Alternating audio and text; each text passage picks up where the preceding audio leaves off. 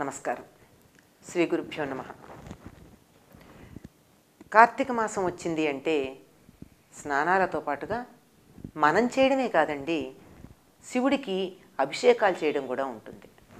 మిగిలిన సమయాల్లో కన్నా శివాలయాలు కళకళకళకళ్ళాడిపోతూ ఉంటాయి. కళకళ్ళాడమే కాదు, జలజల్లాడుతూ ఉంటాయి. అంటే జలంతో నిండిపోయి కనపడుతూ ఉంటాయి. ఈ కార్తీక మాసంలో తప్పనిసరిగా శివుడికి అభిషేకం చేయడం మనం చూస్తూ ఉంటాం. ఈ శివుడికి అభిషేకం చేసేటప్పుడు దానికి దేంతో చేస్తారు?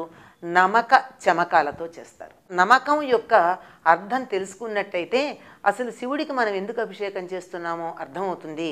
అది తెలిసిన తర్వాత ఎవరికైతే దీని అర్థం తెలుస్తుందో సమాజంలో, కుటుంబంలో, మరెక్కడైనా మన ప్రవర్తనలో తప్పనిసరిగా తేడా కనపడుతుంది.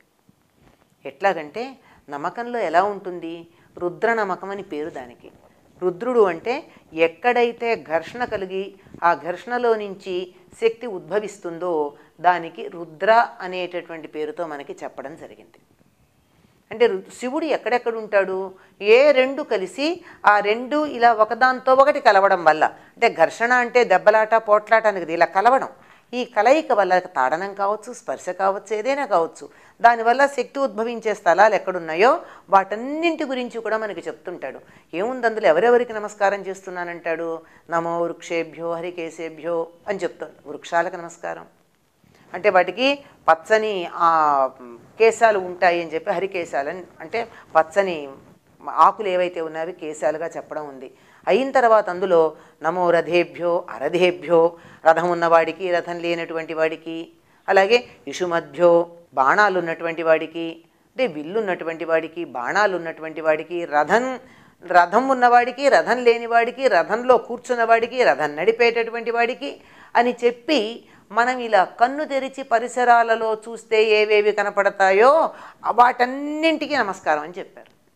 అంటే చివరికి కుక్కలకి నమస్కారం, జంతువులన్నిటికీ నమస్కారం, మనం చాలా తక్కువగా చూడబడేటటువంటి కుక్కకు కూడా నమస్కారం, కుక్కని తినేటటువంటి వాడికి కూడా నమస్కారం అని చెప్పుకుంటూ అన్నింటి గురించి చెప్పాడు. ఈ రూపంలో ఉన్నటువంటి శివుడికి నమస్కారం. ఏ రూపంలో కనపడుతున్నాడు శివుడు అంటే ఎక్కడో గుళ్ళో ఉన్నటువంటి ఒక లింగం రూపంలోనో, లేకపోయినట్టయితే ఇంకేదో దేవాలయంలో ఉన్న ఉత్సవ విగ్రహాల్లో ఉన్న అందమైనటువంటి సుందరుడు అనే పేరుతో ఉన్న శివుడి రూపంలోనో ఉన్నవాడు మాత్రమే కాదు, శివుడు ఎక్కడున్నాడు అంటే సర్వవ్యాపిగా ఉన్నాడు.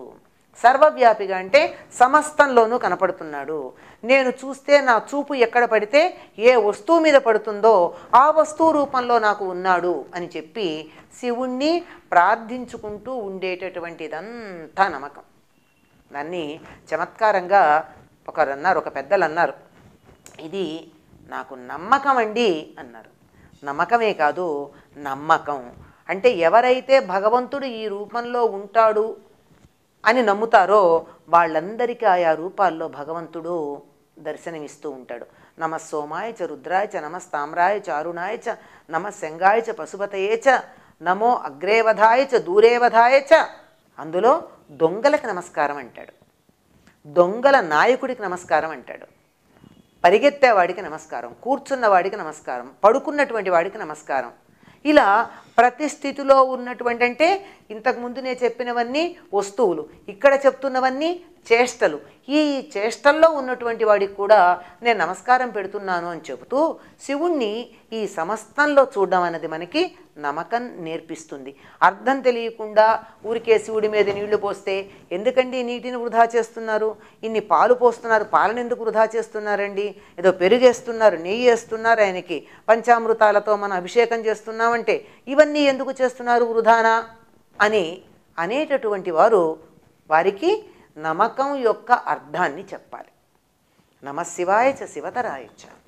శివుడు అంటే శుభాల్ని కలిగించేవాడు, శివతరుడు అంటే శుభాలకు అతీతంగా ఉన్నవాడు. అంటే మనం ఏదైతే శుభం అనుకున్నామో, ఏది అశుభం అనుకున్నామో, ఈ రెండూ ఆయనకి శుభము కాదు, అశుభము కాదు.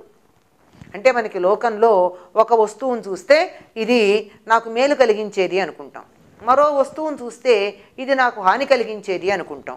ఈ మేలు కలిగించటం, హాని కలిగించటం అనే రెండూ కూడా నాకు సంబంధించినవి. నేను హాని కలిగిస్తుందని ఏదనుకుంటానో అది ఇంకోళ్ళకి మేలు కలిగించవచ్చు. ఈ నాకు మేలు కలిగించేదైతే ఉందో అది ఇంకొకళ్ళకి హాని కలిగించవచ్చు. నేను తీపి ఇష్టంగా తింటాను, మరొకళ్ళు డయాబెటీస్ ఉన్నటువంటి వాళ్ళు తీపి వాళ్ళకి విషప్రాయం.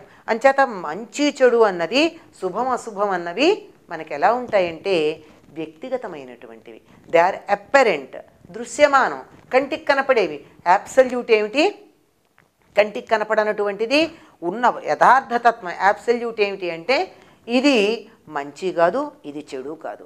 ఎవరైతే శివుణ్ణి ప్రార్థించుకుంటారో, శివుణ్ణి పూజించుకుంటారో వాళ్ళకి ఈ స్థితి వస్తుంది.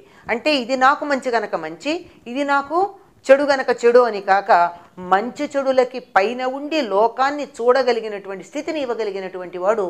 అందుకే రుద్రనమకంలో హృదయస్థానంలో ఉండేది నమశివాయచ శివతరాయచ, శివానికన్నా పైన ఉన్నటువంటి వాడు. అంటే మనిషి తాను శుభమని ఏదైతే అనుకుంటాడో దానికన్నా పైన ఉండి శుభాశుభాలను చూడగలిగినటువంటి దృష్టిని మించిన దృష్టిని ఇచ్చేటటువంటి వాడు శివుడు. ఈ అర్థం తెలిసి నమకపారాయణ చేస్తూ శివుడికి అభిషేకం చేస్తే 10 సార్లు చదివితే ఒక్కసారన్నా ఒక్క మాట కన్నా మనకు అర్థం తెలియకపోతుందా అన్న ఆశ.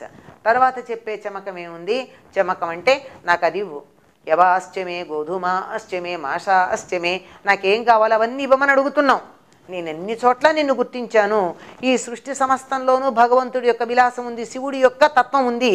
అందులో నేను బతికి కొంతకాలం తర్వాత కదా నీ దగ్గరికి వస్తాను.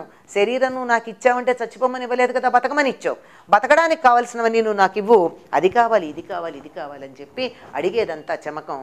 ఇలా నమకం చమకం చదువుతూ శివుడికి అభిషేకం గనక చేసినట్టయితే ఆయనకి ఏమీ అక్కర్లేదండి, నీడు చాలు. అభిషేక ప్రియుడు ఆయన. అభిషేకం చేసినట్టయితే మనకి ముక్తిని ఇస్తాడు అని చెప్తారు. అలా శివుణ్ణి ఆరాధించేటటువంటి మాసం కార్తీక మాసం. అందులోనూ ఈ శివుణ్ణి ఆరాధించేటప్పుడు తప్పనిసరిగా సోమవారానికి ఏకాదశికి ప్రాధాన్యం ఉండడం మనం గమనిస్తూ ఉంటాం. సేచనం అంటే నీళ్లు చల్లటం, అభిషేకం అంటే బాగా నీళ్లు చల్లడం. ఊరికే అలా నీళ్లు చల్లి తడి పొడిగా చల్లటం కాదు, ఒంటి మీద ఉన్న మట్టి పోయేటట్టు కాదు, శరీరానికి శక్తి కలిగేటట్టుగా నీళ్లు చల్లడాన్ని అభిషేకం అంటాం. పిల్లలకి చూడండి, పసిపిల్లలకి ఎన్ని నీళ్లు పోస్తే అంత బలం అని చెప్పి ఎక్కువ నీళ్లు పోస్తారు. నీటికి శరీరానికి శక్తినిచ్చే లక్షణం ఉంది కనుక అటువంటి శక్తి ఒక కేంద్ర స్థానంగా శివలింగ రూపంలో పెట్టుకుని ఆ శక్తిని అక్కడ మనం ఆవాహన చేసి అది అంతమందికి పంచేటట్టుగా చేయడం అన్నదే ఈ శివుడికి అభిషేకం చేయడంలో మనకు కనపడేటటువంటి అంతరార్థం. తెలిసి చేస్తే ఉపయోగం, తెలియక చేస్తే కూడా కొంచెం ప్రయోజనం ఉంటుంది, కానీ తెలిసి చేస్తే మరింత ప్రయోజనకారిగా ఉంటుంది. మరికొన్ని విశేషాలు తర్వాత తెలుసుకుందాం. అప్పటి వరకు సెలవు. స్వస్తి.